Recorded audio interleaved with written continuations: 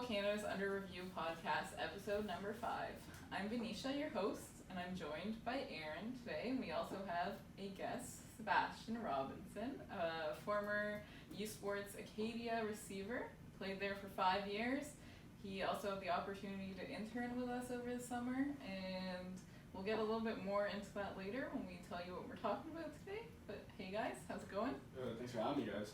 Nice. Hey? Yeah. Get to come talk some football. We do it all the time in the office anyway. So Instead of just doing really cruddy intern things, you get to do some fun, cool things. It's nice. It's nice. So what are we talking about today? Alright, today's podcast is all dedicated to our top 100. But before we get there, Ad read, yes. Okay, so today's podcast is presented by Invictus Gloves. Invictus is the proud football glove provider for Football Canada and its national teams. If you are in need of quality football gloves with unique and customizable designs, visit www.invictusgloves.com. Stick to your game with Invictus.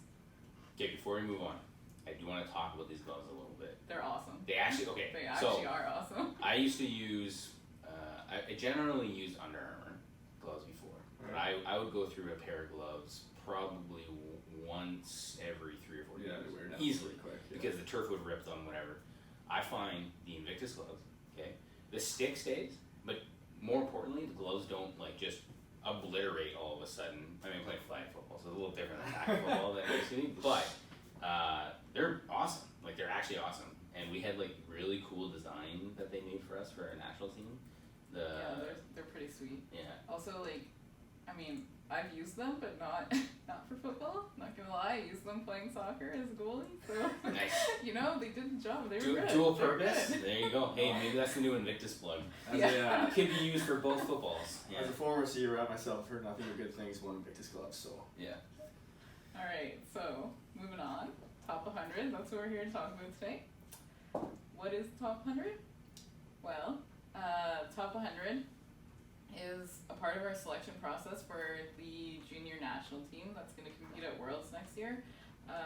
It's consisting of kids born between 2001, 2002, and 2003. So we held ID camps earlier this year. That was a step in the process towards selecting this top 100. We had 7 of them across the country, and I think we talked about them on one of our earlier podcasts. Yeah. So yeah, we had 7 of them across the country, and there was a ton of talent throughout all of them. Over 360 kids attended. Yeah, awesome. Which was nuts. Yeah. So those were a part of our selection process, and then we also had the 2019 Football Canada Cup, which took place this past July in Kingston, Ontario, which was also just like a talent showcase.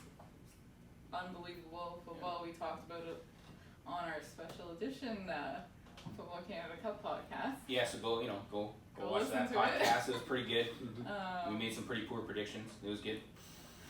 Not that bad. Well, I'm pretty sure neither of us got our bracket right. Did you get your bracket right? You had, just so we know, everyone, this is a Saskatchewan boy, okay, so. Born ready, baby. Did you pick Saskatchewan? I did, yeah, I did. Okay, so he was the only one. He was the only one who got it right. I'm an alumni, so. He was the only one who got it right, so. Yes, the Canada Cup, and then after both of those things, we were able to kind of whittle down a top 100. It was not an easy task, that's for sure. No. And we'll talk about kind of how we pick that process, but I can't tell you how many hours we spend talking just about the players and, between our head coach and our staff, and it was, not an easy process.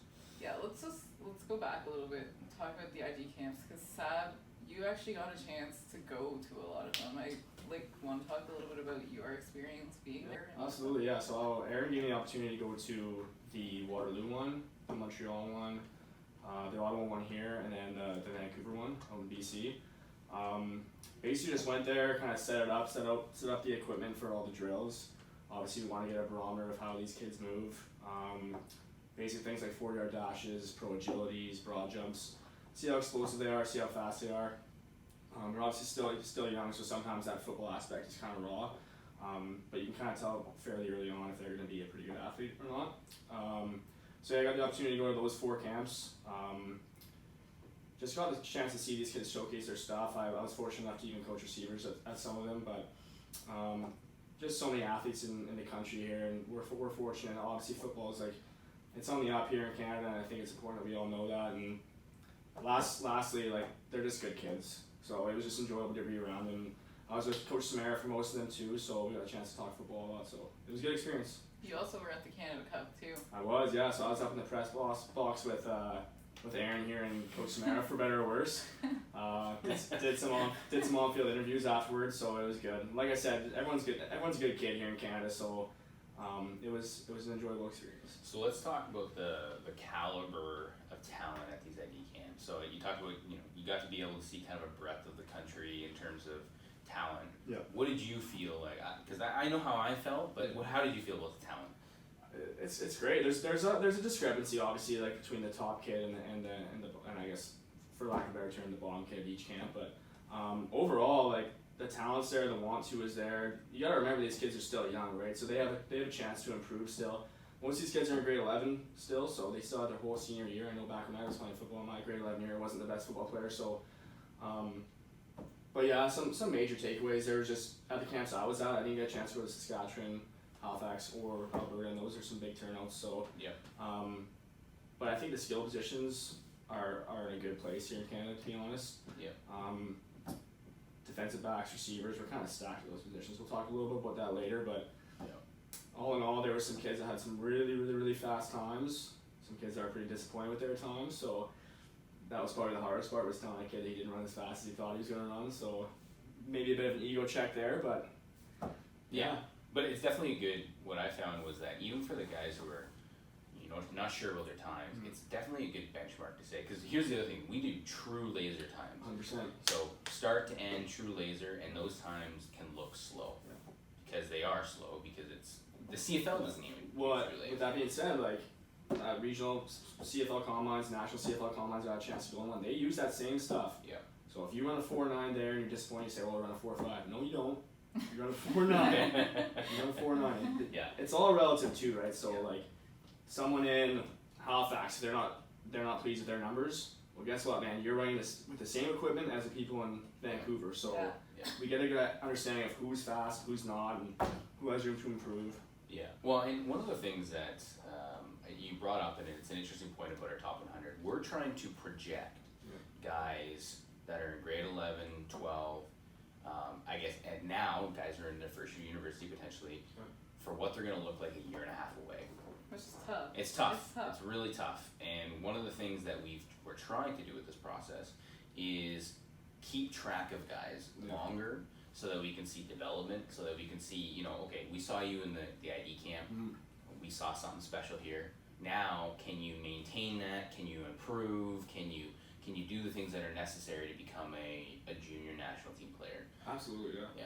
Yeah. And just to build off that point, Aaron, like, another thing about our evaluation process at this point is we want to get, like, reference letters and stuff right now. We want to see what they're like as people and as leaders, and hopefully they stay healthy with our tracking systems. And then, like, just to touch on what you said there, like, kids grow. Yes. Grade 12, Yeah. you can grow 3 inches in grade 12. Yeah. From grade 11 to first year university, you're almost a brand new person. 100%. Yeah, and a lot of that is to do with strength and conditioning. But I'll say some of the things. You talked about the skill position. What I was most impressed with is our offensive line talent. So we saw some guys put up some numbers. Like, we'll talk specifically about, but like we saw some guys put up 225, like 25, 26 times. 100%. That's nuts. Big kids, grade 12, big kids too. grade 11. Those are nuts. combine CFL combine numbers Absolutely. at that age. So, from a testing side, especially because some guys haven't been used to testing, and there is a variety. The one thing that I liked a lot about our ID camps was that we got to see these guys in pads. We got to see we did some install, right? So we had some basic skelly, some basic team, and the thing that I think we were most impressed by were we were able to run team periods with these guys, and it looked pretty good. 100%. Like, it was smooth, it was efficient. Our Halifax combine, one of the plugs that we'll put in here before we talk about our top 100s, we had 6 athletes from PEI come out, and those guys didn't look out of place. That that was insane to me. Shout out PEI football, Yeah. man. They're doing some things over there for sure. They had a quarterback that was right in the mix with everybody else. It was exciting. So from a football perspective, you know, for me, it shows us that everybody's doing the right things, and it's like you said, shout out to everybody across the board at the amateur level. Yep. Because from what we see at the top end, and it shows in our national team success, is that people are doing the right things. Oh, I think it's really exciting, and I think like to that point, we can talk a little bit about like the breakdown of our top 100 list. So we had by province, we had 24 players from Quebec, which would be the most, 21 from Ontario, 20 from Alberta, 14 from Saskatchewan, 5 from both Nova Scotia and Manitoba. BC had 9, and then New Brunswick had two players represented in the top 100. And then we also broke it down by year and found out we had 66 of those guys were 2001s, and 34 of those guys were 2002s. So it's pretty like widespread like distribution. The age group is pretty evenly distributed as well. It just goes to show like flora of talent that's out there across the country. So let's talk specific guys. Let's start quarterbacks. Sure. Yeah. Okay. So before we kind of get in, so quarterbacks, we provided, it was 7 spots for quarterbacks. Yes. So not an easy task to whittle these down Not to at all. 7. And again, quarterbacks is an interesting position because unless it's live fire, unless you're in a game, it's sometimes hard to evaluate these guys. It's easy to throw a complete pass in individual. Skelly. In Skelly. No one's when rushing. no one's running down the Yeah. pipe, and so some of this is good that we get to see them. Almost all these guys were at Canada Cup at one point, so we got to see them in live fire. But additionally, we got to see them at D camp. So Yeah. So who do you want to start with? Who do you want to talk about? I think you guys should, let's start with Xavier Tremblay. He played on our 2018 International Bowl team. He would have been at Canada Cup the previous year on Team Quebec. So you want to start there? Yeah, so he's currently at Andre Grissett, 6-0. 6-0. They're the number 1 team right now in Division D1, 1 yeah. RSEQ football. And you know, he's been rolling. Like you know, his numbers are pretty good. He's 62 for 111, 936 passing yards, 6 touchdowns. He's winning. He's winning, man. This, Team manager. I watch a lot of sports shows, man, and I don't care what anyone says. If you win, You're doing something right. that's what I care about, Yeah. right? Yeah, stats are important, right, and all that stuff. But Division 1 RSEQ football is really, really good football. Like Yeah. really good football. And to talk to about him at the international play level. So last year our U18s lost. Yeah. It was a very close game It was against a a tight very game. good USA Yeah. football team. But he played very well. He was able to move out of the pocket, able to make things with his legs and his arm, and he kept that Team Canada team in the game. He made some throws, a couple drop balls that if were caught, probably go a different way. And you know, he's going to be a guy to look out for. One of the things that's also the benefit of him, and we talked about the breakdown of 2001s and 2002s. Generally, I don't want to speak specific, but generally 2001s have a leg up on 2002s Absolutely, yeah. for a couple of reasons. Well, they're One, older. they're older, They're that's older. the easy one, right? So they More have a little more experience. experience. But 2, for the most part, 2001s for this group, for example, would potentially be in junior, U Sports, SAJEP. Sage-up, yeah. 2002s are generally still in high school, so it's a different level of play. But that doesn't mean that if you're a 2002, we've had a ton of second-year guys that have been huge for our junior national program, and we'll talk Well, about some of those guys. Yeah, I was gonna say you could talk about another Sage-up guy, Iloa Latendresse Regime Ball. Stud. He quarterbacked Quebec at the Canada Cup this past summer, and he's doing very, very well. He's playing for Vanier in Sage-up. They're 3-3 right now, so Yeah. So here's an example. So Seb, a guy who, you know, you look at a 500 team, Yeah. but now you look at his stats. Like, what does he have right now for stats? 7 touchdowns, 4 interceptions for over 1,000 yards. What really jumps off the board to me is his ability to run. We saw that at the Canada Cup. Obviously, he showcased it pretty well, but he's almost got 200 yards in the year, 3 touchdowns. And it just brings another element to the table here that some of these guys might not have, you know? Yeah. And here's an example. So in comparison to Xavier is a second-year CDF quarterback. Below is a first-year guy. So although Xavier's winning, they both have fairly comparable stats outside of the rushing numbers, but both athletic guys. So, you know, we looked at the Canada Cup, we talked about it. You know, he was the Canada Cup offensive MVP. He's a good player. For a very good reason. He's a good player. Right? So, both those guys very talented out of Quebec. But if we want to talk about a second-year guy, or a 2002 that's still in high school, why don't we talk about Noah Pelche? Yeah, absolutely. He quarterbacked Saskatchewan at the last year's Canada Cup.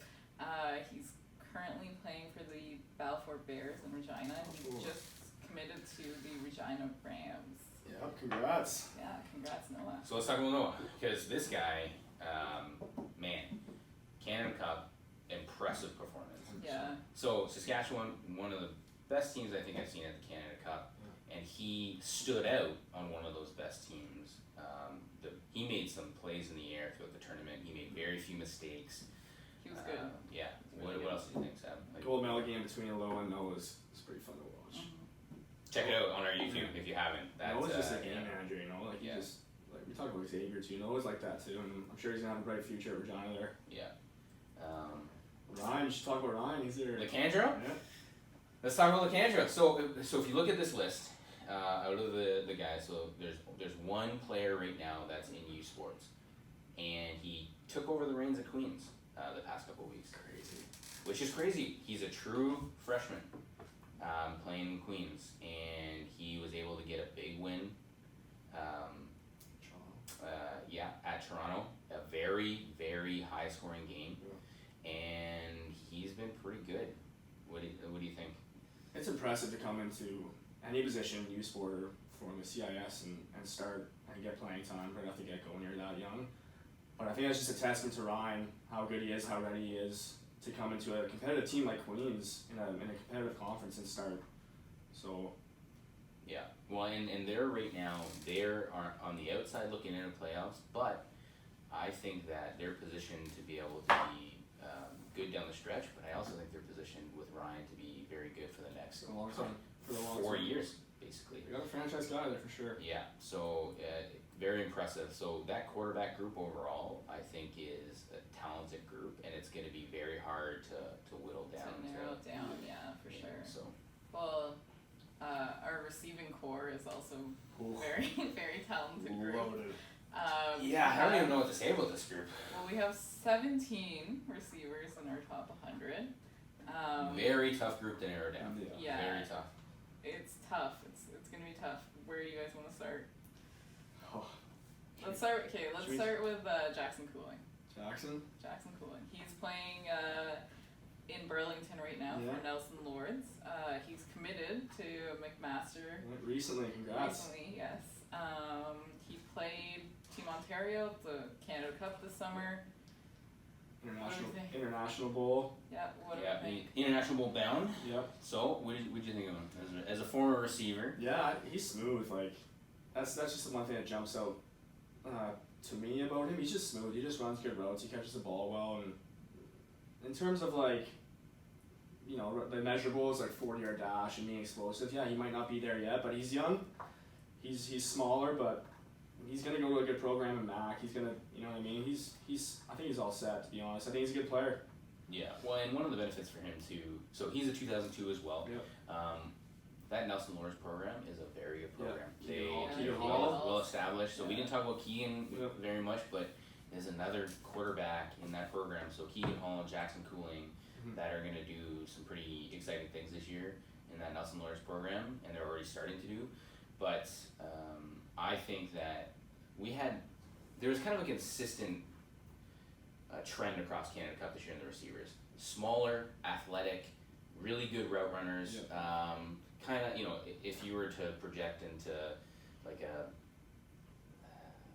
pro guy, probably like a Julian Edelman type, basically. Maybe Wes Welker. Wes Welker, right? Yeah. So Weston Dressler. That's probably a really good example. There's a lot of those guys, and Jackson Cooling was one of probably the better of those guys. But yeah, excited to see how he develops. There's some guys on here with some offers. Yep. Let's talk with them. Well, Who do you want to start with? Let's start with Damon Alford. Just get it out of the way. Okay, so he's a 2001. He was on our 2018 or 2019 International Bowl. 2019 International Bowl. Yeah. He's a big kid. He is a big kid. Yep. He is. So what kind of offers does he have? So he's on a prep school right now in Florida, which should be noted. But right now, from what I gather, he's got offers from. I gotta take a breath here. It's getting long. Washington State, Virginia, Georgia Tech, Oklahoma, Georgia, West Virginia, Cincinnati, Florida State, Tennessee, Indiana, Syracuse, Rutgers, NC State, FIU, Miami, Florida, Kentucky, Penn State, and FAU. This podcast is only an hour, so Yeah. we're good. Yeah, Okay, we're good. Yeah. That's quite a list. Yeah. I don't know what to say. And the thing is you saw his ability on the international stage last year. He's big. He's athletic. He gets downfield. Yeah. He's gonna win 1-on-1s. He's the prototypical receiver to be able to compete in the NCAA.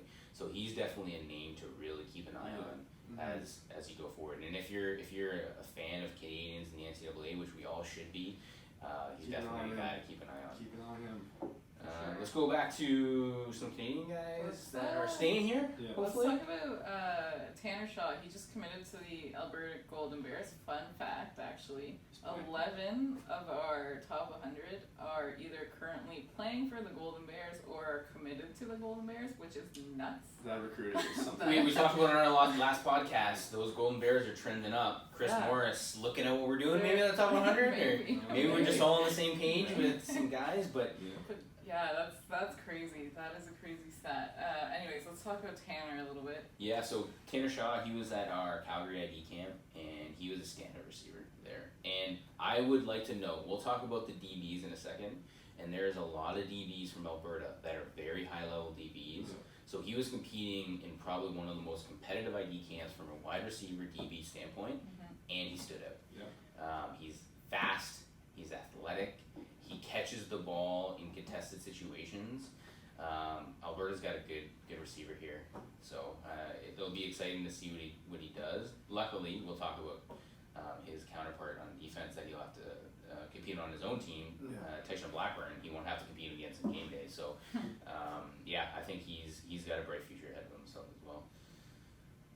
Where do we want to go next? The receivers. There's a ton of them. Let's Let's talk about two more. Maybe we'll two more. How do we break that down? Let's talk about Nolan Olm from BC. He played Team BC at the Canada Cup. He's currently playing for the Kelowna Owls, and he's had offers from Eastern Washington, North Dakota, and Toledo. How would you describe Nolan? I had the opportunity to coach him at the Vancouver ID camp, and I'm gonna say this for probably a lot of kids, but he's a good kid, and he's very coachable, and he gets it already. He's in grade 12 now. He might not have the stats, but he's a U Sports or NCAA route runner already. He knows how to stem. He understands leverage. He's good with his hands. He has good hands. He's good on special teams. You saw that Canada Cup thing. He had a couple block punts, so.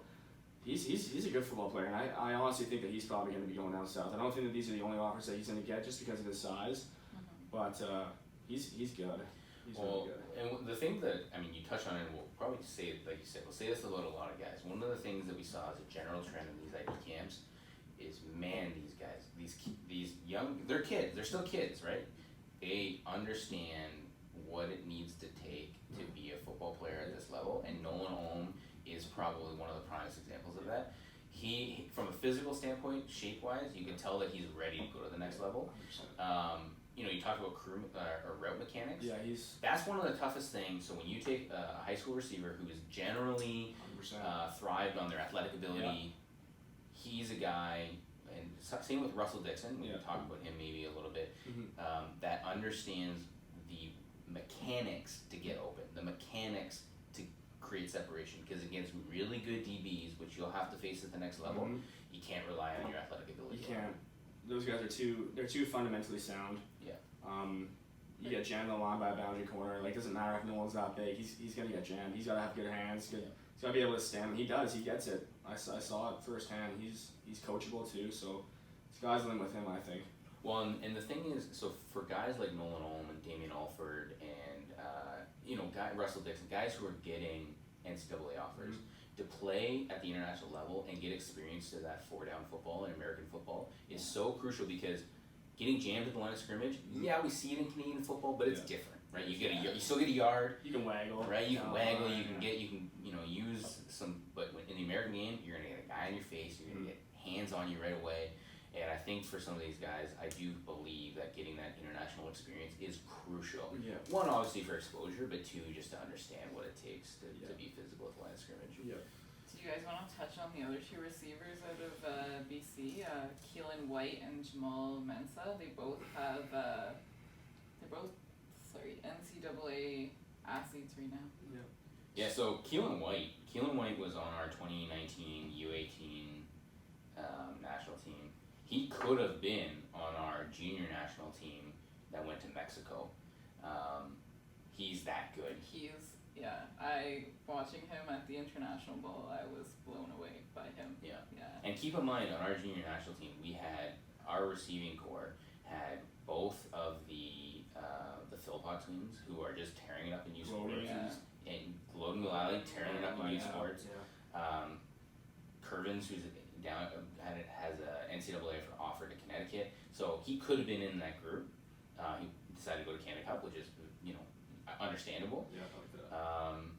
He's good, and he's a little bit undersized comparably. He's a little bit bigger now, but he's just athletic. Yeah, I was looking at Twitter the other day, and he's at Montana right now. Plays for the Montana Grizzlies in the NCAA, and he walked on there. And I was looking through Twitter, and I was just looking at these videos, and he was doing really well at camp.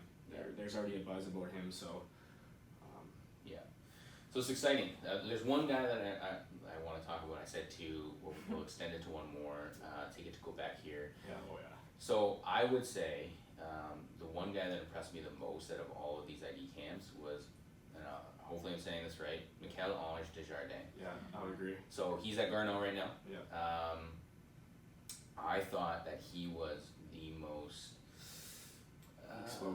explosive and dynamic in the sense that he made some catches so we're standing there watching, and just how did he make that catch? Like, he some one-handed stuff, just some.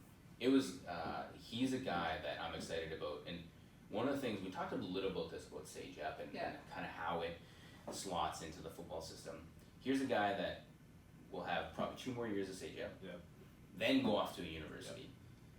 So he's going to get that much better, and I thought at that time that he probably could have been a youth sports receiver, and maybe taken a year and gone on to a dress roster, maybe even done a dress roster, and he's going to have 2 more years to refine, strength train, to route mechanics, and So what really jumped out to me about Michael-Ange was that he at the start I was watching them do their easy ups and whatnot. Obviously I gravitate towards the receivers more so. Oh, why would that be?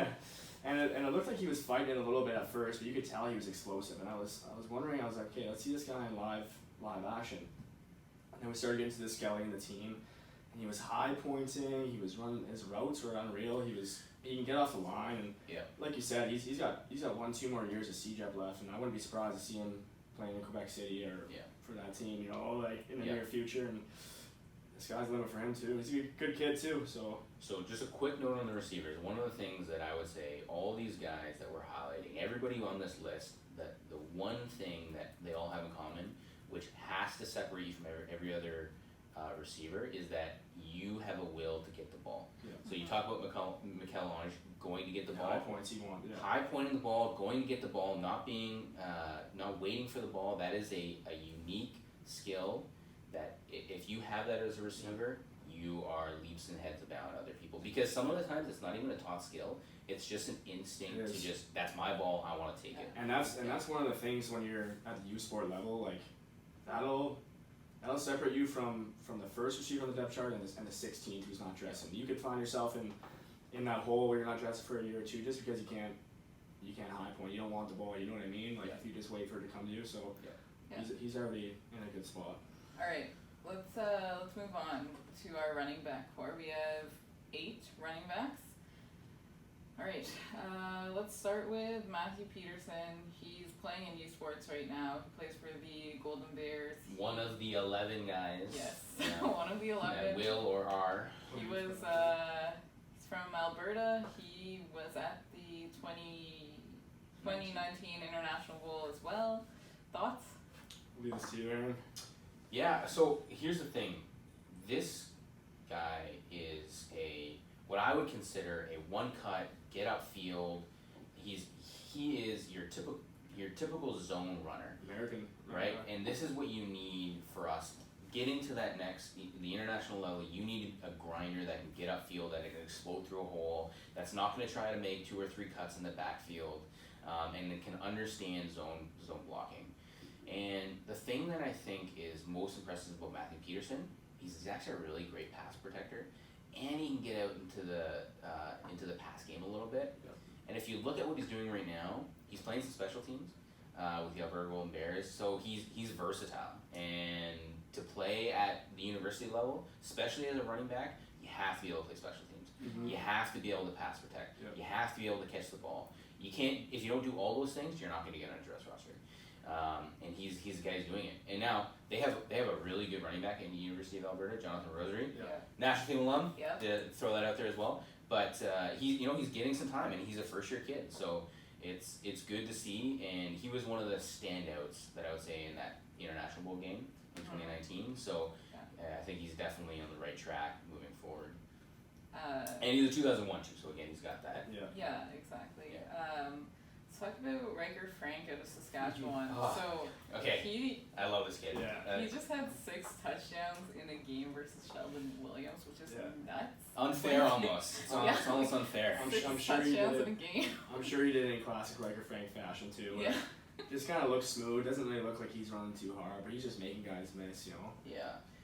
So he's been at 2 Canada Cups. He also was at the. He was also at an international bowl. He was at an international bowl as an underager, right? So he was a first-year Canada Cup kid who got selected. He is also selected again to go to the international bowl this year. I don't know, man. What can you say about Riker? It just looks effortless.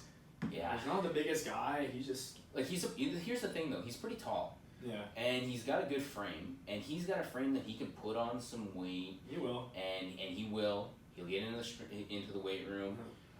The thing that most impressed me about Riker Frank is, man, can he make guys miss? Yeah, I know. It's great. Oh my God.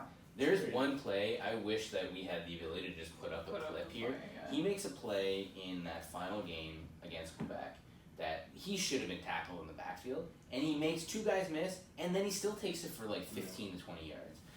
Yeah, he's really something good. else. He's something special, and you know 6 games in a high school game, and that high school football league. I mean, you probably talk a little bit about it. Yeah, it's a good league. It's a good league. Saskatchewan high school football in general is pretty good. good. Sheldon Williams is a good program to get 6 touchdowns in that game. Yeah. For a 3-0. The Boldest is always a powerhouse, but 6 touchdowns in a game. Yeah. So he hasn't committed anywhere yet that we know of, but whoever snags him is going to be pretty excited, I think, when they snag Riker Frank. And in Saskatchewan, he might go to a junior program first. He might. And good on him if that's how he chooses, because it's like Sajak, right? He'll have a couple of years to be able to refine, get in the weight room. Yeah. Maybe talk about 2 more? Yeah, let's go over to Quebec and talk about Anthony Renault. He's playing at Andre Cresset 6-0. and Sajak, 6-0. Thoughts? Well, he was just the RSAQ Offensive MVP. Offensive Player of the Week. Yeah. Yeah, he was another guy who was at the 2019 International Bowl for us. So played at the Canada Cup in 2018. Between him and Matthew Peterson, some talented running backs, and he's a guy who's just like Matthew Peterson, getting next level experience. He's a little bit of a smaller running back. He's kind of a little shiftier. He's kind of a different frame than Matthew Peterson, and he brings something different to the game. I think that Anthony Renault is, you kind of need that in the American game. You need a one-cut guy, you need a shifty guy, you need a guy who can get the pass game, you need some versatility, and between him, Renault, Frank, all three of those guys bring that. Yep. Okay, pick one more. Who do you want to talk about? Want to talk about Malcolm Bussey? Malcolm Bussey, yeah. So Malcolm Bussey. So before you talk, so Malcolm Bussey was. So he has been in our program since U16. Yeah. He was in our U16 regionals. He was on our U16 East Team Canada. Where is he now? He's at St. Paul's High School in New Hampshire, prep school. So he's athletic. I know he plays hockey there too. So right He's now, a true sport guy, man. yeah, right now his stats are 27 carries, 366 yards. Just think about that for a second. 27 carries for 366 yards and 6 touchdowns. Man, if I could do math on the Amazing. spot, I feel Yeah, like that yeah. average would be pretty. But the thing that jumps out the most to me, like, you gotta put this guy's tape on. His tape from last year is, I don't know if I've ever seen a better running back tape in my life. I'm not even lying. Yeah. He makes guys miss, and he has that 5th gear too. So, which is kind of rare for a young guy to have that 5th gear already. So, he's a good player. We're gonna be keeping tabs on him for sure. Yeah, he's a physical, tough guy. He Comes is. from a really good family. It's exciting to see. As much as we want to keep players playing in Canada, I think it's still also exciting to see guys go down to the States, get NCAA offers. Because for us, to see Canadians out in the world being successful in the game of football, it's fantastic. There's a little more to be said too about going to a prep school, right? Like, you're not, when you go to that U Sports school that's across the country, he's from Nova Scotia, maybe goes to UBC or something like that. He's been exposed to living on his own, you know what I mean? The culture shock isn't as great, so Yeah. It'll do wonders for him for sure.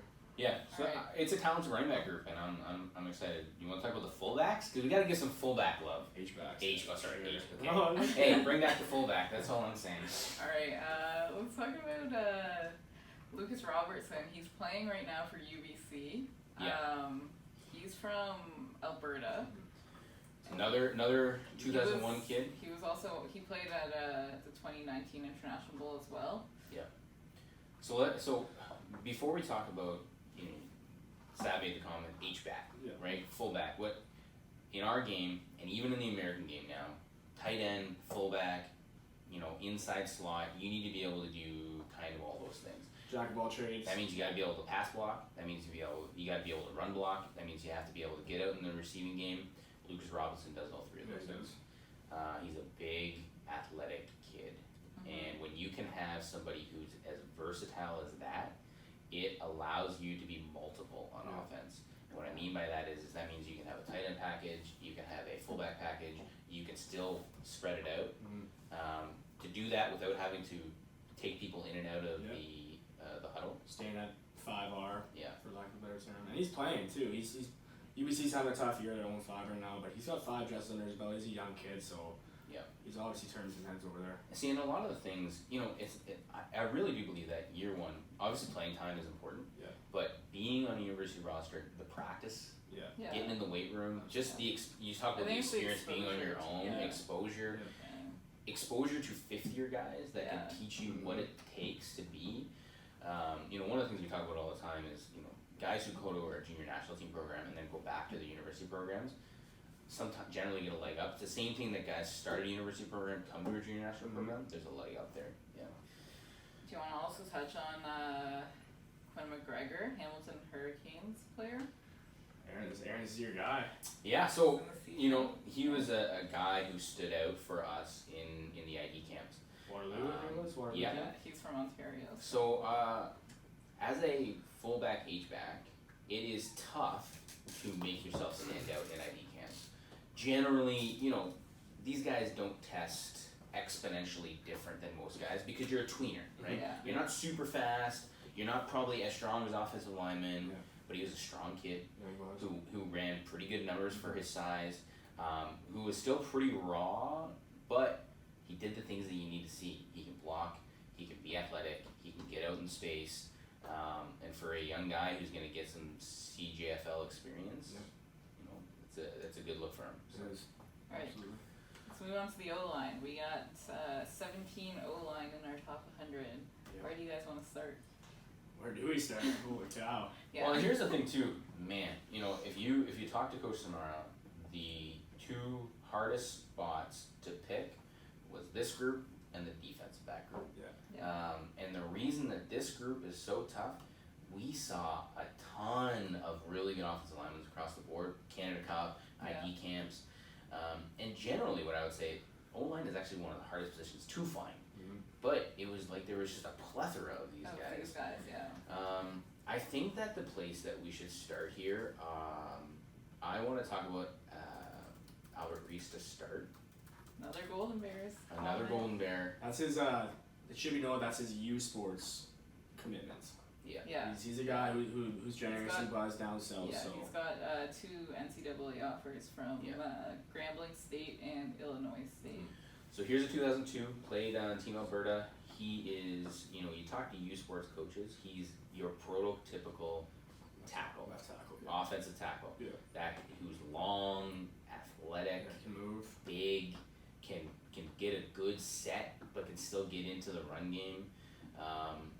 He's got the frame that he could still put on some weight. Absolutely does. So that's why he's getting a lot of looks, right? He's getting looks because guys or coaches can see, there's a guy in a couple of years that's he has all the tools, he has the bend, he has the flexibility. Plays for that Harry Ainley team too, who's wow. Powerhouse in How can you say Alberta, right? that? We talk a lot about the different programs across the country. Yeah. That's Alberta high school football. Yeah. Man. That team specifically is. There's a lot of good football there. Let's look at some of the guys right now that are potentially. So let's talk about Eric Anderson. So Eric Anderson was on our 2019 He was International Bowl. Yeah. So here's a player who could have went to a university school this past fall, but decided to stay back for a 5th year in high school. I'll say this: I did a victory lap. I don't know. Did you do a victory lap? We don't have that OS, so real life starts after grade. We like to coddle ourselves here, and it probably would have suited me pretty well. So one of the things that I'll say is, even as an 18-year-old kid, it's tough to go off to university and it's a big jump. Yeah. So I liked the thought that if you feel like you're not ready to go, don't. Maybe stay for a semester, take some more classes, figure out what you want to do, and maybe work a a little bit and stuff. Hit the weight room. Hit the weight room, right? So we saw him at the ID camp. We saw him a lot in the previous. He's an athletic guy who's actually shed some pounds, which is, you talk about off the line. Is that what you want them to do? Sometimes you do, just to be more athletic. So he's the guy who's going to get another year of maturity and experience to be able to grow, and he could have played at a university this year. Yeah. So I think there's a guy that's is going to project pretty well there. How about just because I want to give a shout out to Clarkson Football North for their big upset win over St. Ignatius in Ohio. There, that's a big upset, by the way. Yep. But Ethan Pyle committed to Guelph Griffins. Yep. Ethan is I would call him mauler. Like he is a big dude. Like I want to say he's like 6. I mean, we have a set. I think he's 6'7". Like he is big. He is physical. He gets downhill on guys. He's what you want in a guard or a tackle, and he has the versatility to play multiple positions. So this is one of the things that for us, when we look at O-line, because you have to go. We try to say, okay, can we take 8 O-linemen? Because O-linemen are so crucial in everything. They're at a premium for sure. Can you get a guy that can play guard, play tackle, play a little bit of center, right? Yeah. And he's a guy with some versatility. Yeah. You look at this board of players, and if you're to put these guys up in front of you, they're mammoth human beings. Okay. So let's talk about a mammoth human being. No, but funny story at the International Bowl. I went to talk to all the O-linemen, and I literally felt like I was a child because they just towered over me, and I was like, if I need a bodyguard anywhere I go, you guys are all coming with me. Yeah. Funny thing is, they only get bigger too, so. Yeah, which is nuts because they're massive. Yeah. Well, and let's talk about a kid. So he's currently at McMaster, Evan Lozelle. Mm-hmm. Yeah, this is a massive human being. He is huge. Well, he's let's see. Do you have the stats on him? Yeah, he's 6'8", 320 pounds. Like 6'8". Yeah, those big boy. So throwing a weight room with a good strength coach. And here's the thing. Here's an example of a guy. An offensive lineman is probably the one piece where you know, some of these guys have been able to get in the weight room, but some of these guys have lived on the fact that they've just been big human beings and can push guys around, right? Generally in high school or, you know, even, you know, early stage yep, if you're big, you're going to be stronger than the guys next to you, especially on D-line. So a year with McMaster in their weight room is going to do wonders for him, especially because of his frame. And we talked a little bit about that with the receivers, but once you get to that U Sport NCAA level, you can't get by on size. Yeah. You gotta have technique and you have to be strong. So I'm sure that this year at McMaster with a good strength coach will do him wonders. Yeah. So I think last I want to talk about Keegan O'Neill, and the reason I want to talk about Keegan O'Neill is because I referenced earlier a guy who put up 25 on the bench press. That's Keegan O'Neill. We watched him do bench press, and he just, like, it was like he was just throwing the weight like it was nothing. That's nuts. And, you know, he's still a high school kid. He's a 2002. He was at the Canada Cup. And man, I would not want to be a defensive lineman in front of him because, you know, you talk about Ethan Powell being a mauler. If Keegan O'Neill gets his hands on you, it's over. Like, it's over. Another Clarkson Football North guy too, so I'm sure they'll be generating a buzz with Halsey there. Alright, let's switch over to the defensive side and let's actually go over to our D-line. Where do we start here? This is another really good group. Well, we have 16 of them in total. So I'll give you guys your pick here. Where do you want to start? Let's start with Leif Magnuson. Yeah. You mean the offensive line? Yeah. So Leif right now is in.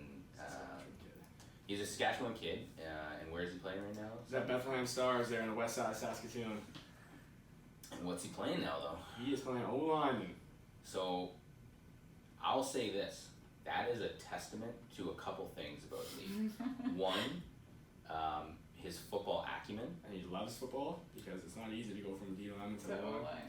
If a coach came to you and said, "Hey, you want to go from D-line to O-lineman?" you probably first think, "I don't know about that." First of all, I'd be tossed around, Yeah, but you know, guys that can make those team decisions and make decisions that project, like, is this something that for me that could be beneficial? That's the guy you want. That's a team player for sure. Yeah, and you look at his Twitter. I'm sure we got his Twitter handle somewhere. He's throwing some kids around playing O-line. He actually just posted like a highlight tape the other day, and it was nuts. And he's committed to South Dakota, so I'm sure that has something to do with him switching positions. But he's a big guy. So let's talk about maybe some guys that aren't also playing offensive linemen. Let's why don't we move to Manitoba, Jordan Friesen.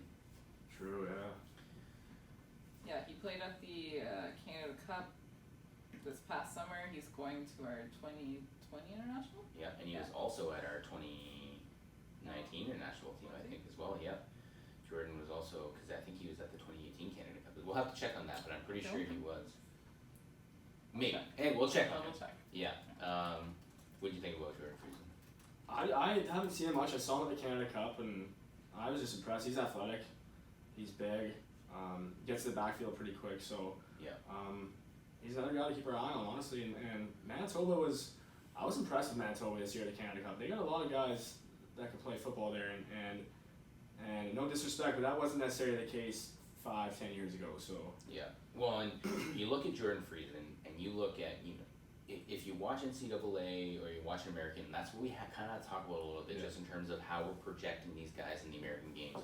You need a pass rusher. You need an upfield pass rusher. There's not that 1 yard buffer in between the offensive line and the defensive line, so you gotta have some moves. Jordan Friesen, for his length and his size, is quick and agile, and he has the ability to get after the quarterback, and that's something that I think is crucial for us to be able to be competitive. He, for me, resembles a guy for us who was on our junior world team, who's playing at UBC now. And he was not at the last one. He was not. Okay, that's my bad. But I think that for him, pass rush and getting to the quarterback is so important at the international level. So he's the guy that was like that. For sure. I want to talk. I know you weren't at the Alberta one, but for me, this guy stood out. Isaiah Neal. Okay. He's playing for the Alberta Golden Bears. He was a freak. He tested through the roof. He was like 101s, winning almost every 101. He was impressive. And to be honest with you, this is a guy that kind of came out of nowhere for me. He wasn't really on our radar, and this is why the top 100 ID camps were so important for us as a staff. Yeah. Because we didn't want to have guys get lost in the shuffle.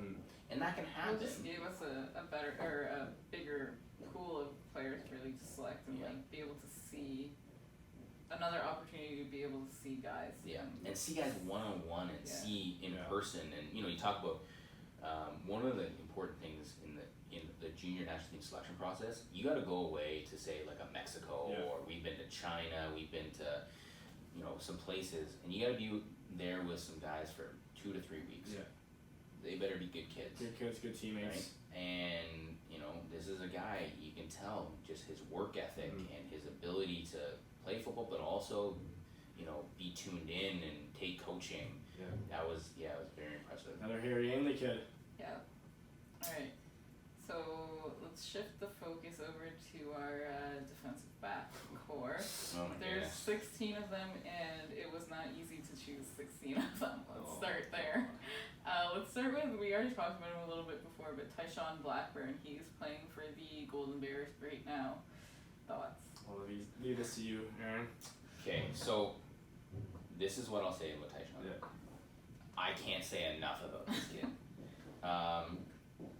We've talked about good kids. I'll start from there. I think Tyshawn is a genuinely good human being who has a work ethic that I haven't really seen, and has all those things. That'll get him far. Those things in and of themselves, he has to choose to be. His athletic ability that he has is God given, and what he has is, my goodness. So here's an anecdote from the ID camp. Because we're playing the American rules, you can jam a guy. We're doing one-on-ones. I see Tyshawn there. I'm like, I don't know about this one-on-one rep because he got hands on guys. It was like we might as well just blew the whistle on that one right then and there. He is physical. He's what you want in a true lockdown corner, but he could also play safety because he's hard-nosed and physical. He's got a ton of time right now with the University of Alberta Golden Bears, and he's got stats too. He's been doing well. I'm sure before long he'll be a boundary corner guy. And I'm excited to see how he moves. And his mom is one of his biggest fans. She's a great lady. Rightfully so. And I can't wait to see. You don't want to. I could see him easily being a pro guy, playing in the CFL or maybe getting NFL looks. He's got that frame and he's got that mindset. Yeah, he's a good kid. Well, you're gonna hear first 5 years from now, Sean. Well, also let's shift over to the other side of the province, and let's talk about Lucas Cormier out of Sackville. I love this kid too. He's a good guy. Other side of the country, He was, sorry, that's what I meant to say, not province, country. He was at our 2019 international as well. Solid kid, really, really nice guy. Good work. Oh my God, I cannot speak today. Work ethic. He's playing for the Mounties right now in U Sports. He's got 3 picks for Mount A. And he's got return yards with those picks too. It's not like just like sometimes you're DB and also the quarterback just kind of tosses one into you. No, he's playing, like he's getting quality reps in a competitive conference. And he, you talk about Tyshawn, Lucas Cormier is all like Tyshawn in the sense that, that same thing that receivers need to have a nose for the football. If you have a nose for the football as a DB. He's a Mount A too. They breed pretty good DBs. At my time at Acadia, there were some pretty good players there, and I know Coach Pete likes to coach him too. So he's already got 15 tackles on the year and three interceptions. So he's getting some exposure there. That not many of these guys already have. So and here's a guy who's got a lot of international experience with us. So he's been there. He understands what it takes to compete in the U.S. game. Super competitive in that 2019 International Bowl. So I mean, between those two guys, I mean, so, okay. There's a lot more guys we need to talk about in this list. So who else do we want to talk So about? let's talk about the other U Sports guy, Kevin Victome. He's playing for the GGs right now. Aaron is really familiar with this guy. Yes. So I actually was able to coach him. I was his head coach in the junior GGs. I saw him play throughout his career in the OPFL. He is starting for the University of Ottawa, playing special teams. He was a receiver who, in his junior varsity season in the OPFL, caught the winning touchdown to win in the championship game, and he converted to DB.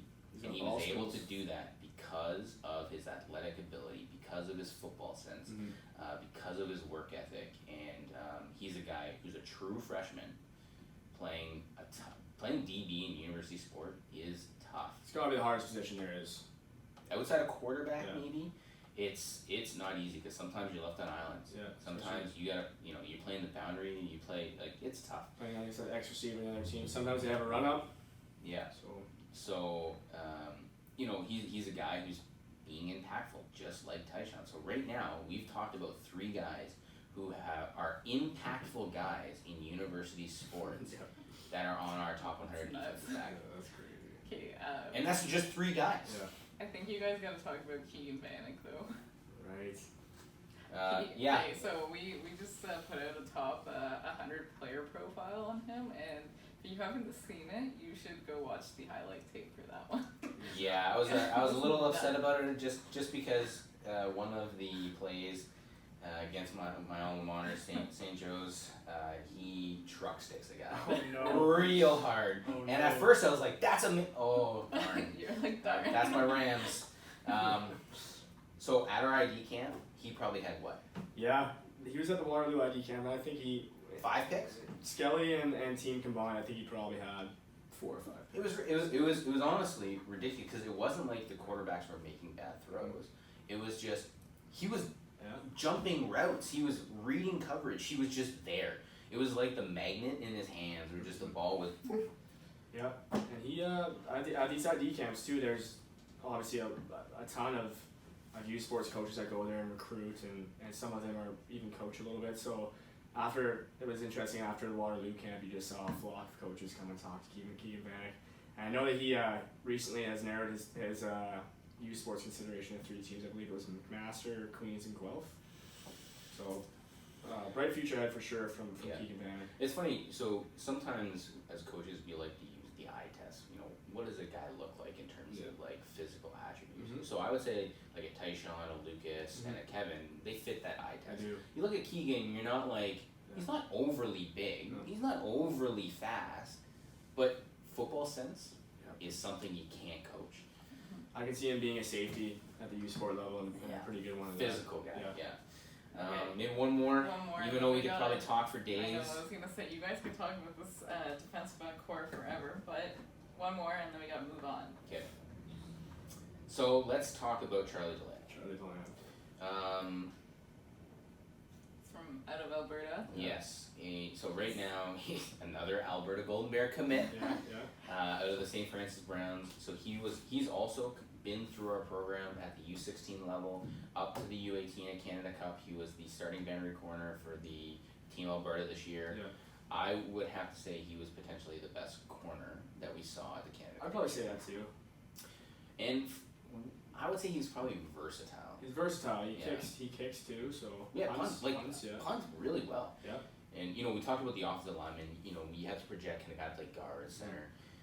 When you take a 45-man roster to a world where you're playing 3 games over the span of a week, you have to be able to have guys that can do multiple things. And so him playing special teams, playing corner, he could play safety too. But to be able to kick, that's a skill. And it's not like guys can kick, but he can punt. He can place it, and that's gonna serve him well too at the youth sport level. As a young guy, the more you can do at that level, and even into the CFL, you see a lot of Canadian kids that don't necessarily play the position they want to play when they get to the pros, but they got to play special teams and whatnot. So it's gonna serve him well.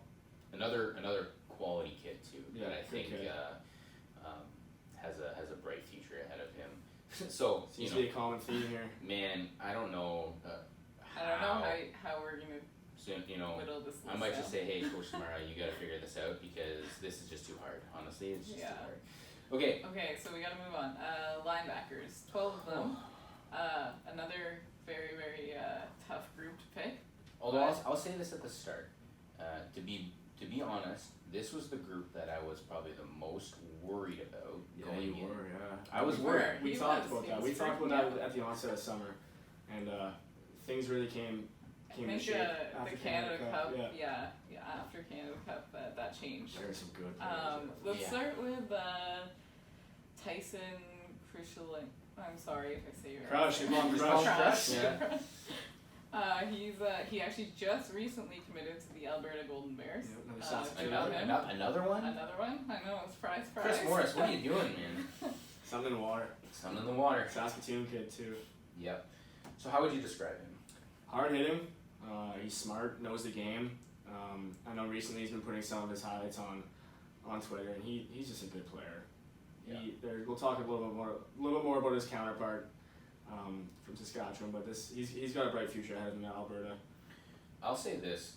So one of the toughest parts about projecting linebackers for us is that linebackers in Canadian versus American are very different skill sets. Yeah. Canadian game, even a middle linebacker, you're still more like a cover American linebacker. Yeah. So for us, you look at a middle linebacker, you need a guy who's basically able to just plug up holes, go downhill, fit the run game. You're not really in pass coverage. You might drop into a hook curl zone every once in a while, or take away crossers. I would say that Tyson is the prototypical middle linebacker in American game because he's gonna come downhill and he's gonna stick his nose in the run game. So when we look at these guys, you look at a dime linebacker, or what we would call kind of a cover linebacker in the Canadian game, you're probably more like a free safety in the American game. So that's why, for me, maybe I was a little worried about the linebackers just because of how you project these guys. But he's a guy that who's put in the work, and he's done a very good job of promoting himself and exposing people to what he does really well. On right? social media, he uses the right way for sure. And the right way is important, right? So we talk about it's very important that guys are able to promote themselves because that's how you get looked. That's how people get exposed to you. But it's got to be done the right way, and he does it in the right way. Okay, let's Talk about Seth. Yeah, that's who was gonna hit next. The Lion, Seth Hundeby. I think we just put out a. We did put out a profile of him This yesterday. kid, I'm telling you, this kid is so good. I love his hair. I honestly think that this kid, if he was in grade 12 this past year, not grade 11, he would have went to a CIS team, a U-Sport team, and he would have played instantly. He is athletic. He's big. There was a time at Canada Cup where they were playing Ontario, I believe, and it was like inside the 20, so it was a red zone, and they were playing with a ace set, and Seth, I believe, was playing Will, and he was covering Jackson Cooling for about 3 reps in a row, and he didn't get a catch. And to do that as a linebacker, and I guess as a Will linebacker especially, not a Sam, that's impressive. And he's recently committed to Saskatchewan, so he's gonna stay right at home, right in his backyard. And I didn't know that. That's exciting. Big commitment there. So, we could talk about his hair probably for days. Maybe take a look at it. But He's super enthusiastic too. When you talk to him, he's a good kid. Yeah. One of the things that kind of is standard across the Saskatchewan guys, and they, their head coach portrayed this at the end of the Canada Cup. It's about doing things the right way. And he talked about if we do all these things off the field the right way, on the field, it's gonna show. Right. Seth is kind of an example of that. And you look at him and you look at his body type and you're like, I mean, that's maybe a defensive end, right? Yeah. Like he looks like a defensive end. Yeah. But to be able to cover up Jackson Cooling, yeah. I'm excited to see what he can do. What happens when he fills out? Like, is he filled out yet? Who knows? Yeah, I don't know. He's athletic though. I want to talk about Costas Annis. Oh yeah. Okay, so I'll say, so he's another kid who's been in the U16 program all the way up. We'll be able to see him at the 2020 International Bowl. He's an interesting guy. You look at here, you talk about the eye test, okay? And Costa, I got all the love, man. But outside, you're like, oh, he looks like I don't know, like he doesn't fit the eye. And then you see him on the field. He's buzzing Yeah. around. Just a baller. Just buzzes around. You know, you look at I pick MVPs during the Canada Cup a lot of times. Okay, he with the broke committee. both his MVP trophies. Well, and that's hilarious. Yeah. Yeah, he broke both of them. Both of them. And that's the type of stuff I'm like, okay, like he's a great kid. He's a little goofy sometimes, but on the field, Yeah, it's he's a like every performer. tackle that's being made or every big play that's being made. I looked down at my He's sheet. there. I'm like, He's there. Costa, what the heck, man? Like Yeah. fumble recoveries, forced fumbles, interceptions, tackles for losses. Yeah, he's a guy that you talk about. Some guys are freaks in the weight room, all that, and some guys are just ballers. They're just good football players. He's a one of them. baller. Yeah. Just to touch on what you said, like at the U sport level in film, you often talk about finish in the frame. You always want to finish in the frame, and he's a perfect example of that. He's always in the frame. He's always near the pile, and it's gonna serve him well going forward. Okay, you guys can talk about one more. Isaac Have your Dogan. pick. Yeah, he's. I already figured it out. And the reason I'm talking about him is because he moonlights as a running back. Yeah, The Canada Cup. Versatility again. Yeah. What did you think about him? He's a good football player. Yeah. I don't know what else to say. He's a lot like Costa in the sense that he's buzzing around. He's always in the frame, but in that same breath, he's also like Seth, where he's crazy athletic and he can cover anyone. He was returning kicks and he was playing running back, and he's was he Mac or was he a Will? He's playing Will. He was playing Will, and he hits hard. Like, oh man, goes to a small school too, Steinbeck. That's a small community, and Yeah. he's committed to The University of Manitoba Yeah. Bisons, and they got a good one there for sure. Yeah. And they in the Canada Cup game where he goes in running back, they run the same play twice. Can stop it. The first time he takes it for a touchdown, holding penalty, comes back. The second time they run it, not consecutively, the second time they run it, the exact same thing happens, he takes it for a touchdown. Versatility, that's impressive. There's a lot of other guys that we can talk about. One of the notes that I want to talk about the linebackers is right now, there's 2001s in here that are really good, like Carl Von Einsdale, Jackson Runge. There are guys on here that are 2001s that are impressive. And there's some guys that we didn't talk about from Quebec, like Nelson Tawa. Man, when I talked about being concerned, all those concerns for me are out the window now. Yeah. This core is overall a young core of linebackers that we're choosing from, but they stepped it up. Yeah, I think. Yeah. they're a talented core. All sorts of kids from notable CJEF schools that are committed to really good universities and kids for good high school programs too. So it's going to be a competitive group. Yeah. Okay, last our 4 kickers or punters. Kickers are Special people teams. too, Sab. I don't care They what are. you say. They're people too. You know what? I've always loved my kickers, so I don't know what we're doing. Okay, Yes. take your pick. Let's, I guess you can start with Ben Hadley. He just committed to, or he's actually playing on the Queen's Gales. Yep. He was on our 2019 international bowl team. He's from Two- Nova Scotia. 2 dresses, no points yet, but Actually, I think if you look at that Queen's Laurier game, I think he actually had some kicks. oh, did you? Yeah. Just recently happened, so Keep talking about it. pretty sure he actually got some quality time this past week in Laurier. And for a first year kicker, so it's more likely sometimes that if you're a kicker, you're going to get time early on. Yeah. That does happen quite frequently. And sometimes, those kickers, they're going to take their licks a little bit early and they're going to grow pretty fast. Yeah. And Ben's got the power. And I think with some time, some consistency, and some next level coaching, he's a guy who's athletic as well. So he's not just a guy who's come in that can kick the ball and do that, but he has some threat as well to be able to run fakes and to do some things that allows special teams coordinators to be a little variable and to provide a couple different things. So. Yeah, he was kicking this past week. Yeah. I know he had kickoffs. I think he might have had a couple extra points too. I think. Here we go. Yeah. What did I see? Maybe I was seeing something. Yeah.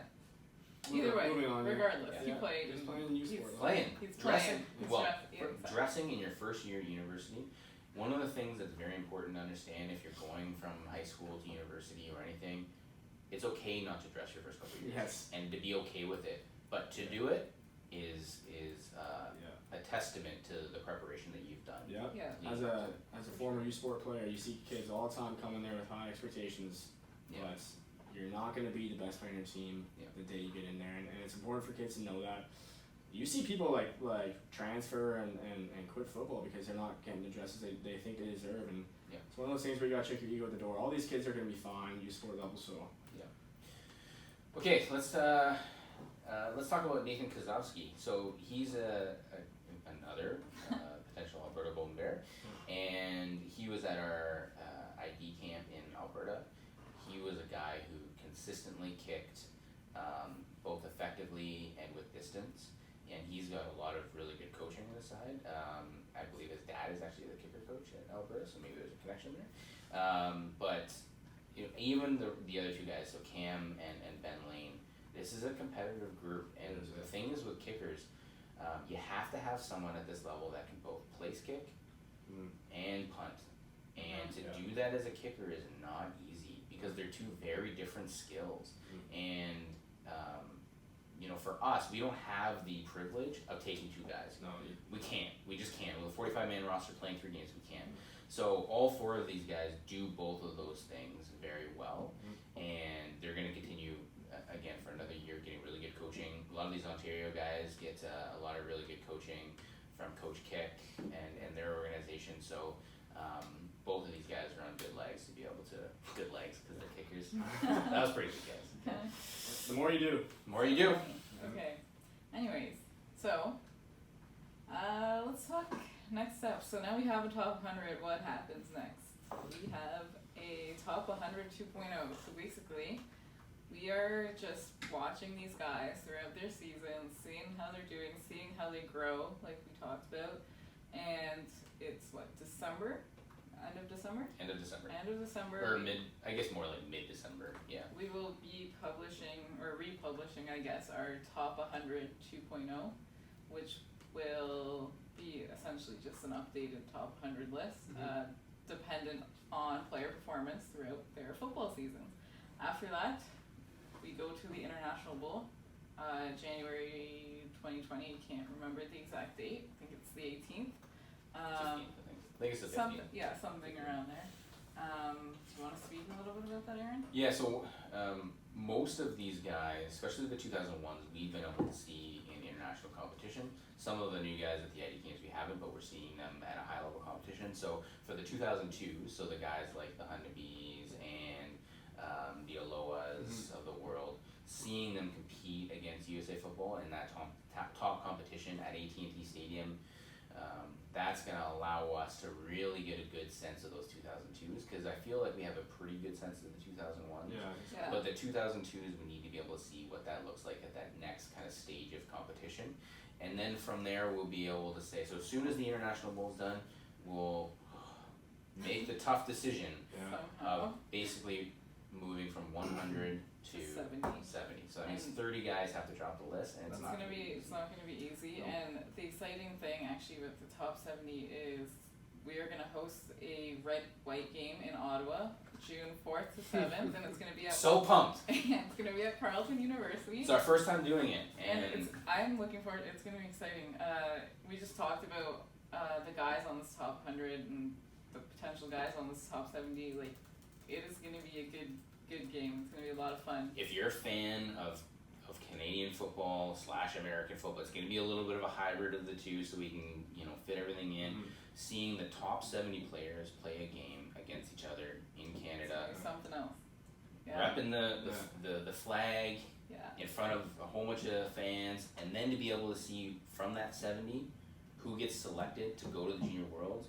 I'm excited for these kids for a couple of reasons. One, we have to see them play in our house, and then we get to know these kids before they go off the And they're gonna know each other too. It's a weekend Yeah. thing, right? So. And it also gives you guys a chance to know them as well. And we've been trying to make sure you guys do know them, and we've been posting player profiles, and we're going to do a bunch of other fun stuff once our list is whittled down a little bit.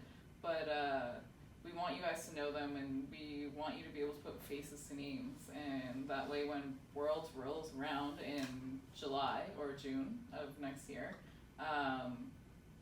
you guys will It'll be a I don't know how to explain. Yeah, this. well, one of It's the just gonna be like- things is that we talked about these kids as more than football players, Well, they are. and I hope there's some really good stories here, and there's some Yeah. some good people here, Oh yeah. and with a lot of other national teams across the board, you get to know these people because you see their faces. Football is a different beast because you're in helmets. Yeah. So We much want to equipment, create something that people can understand who these people are and the work that it takes to To get get to a there. national Yeah. team. And it takes a Absolutely. lot of work, and I think that they should be acknowledged for that. I'm excited. I can't And wait. every one of these So kids, excited. every one of these kids that's top 100 deserve to get talked Yeah. about. It's just a time crunch, right? And Yeah. Exactly. just because you didn't get talked about doesn't mean you're not making a team. So Yeah, so Exactly. make sure if you're following this process at all, and if you're not, tell your friends to follow this process.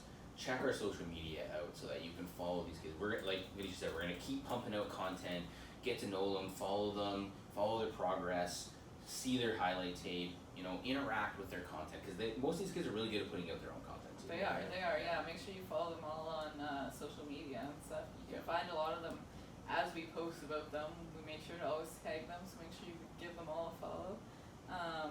Yeah, so after our top 70, we're gonna somehow narrow it down to a top 45. Top 45. yeah, And then it will be time for Worlds. Time for Worlds. repeat time. Three-peat time. Repeat exactly. time, yeah. So and Yeah. it's not easy to do that, and the competition level at the Worlds is only getting better and better.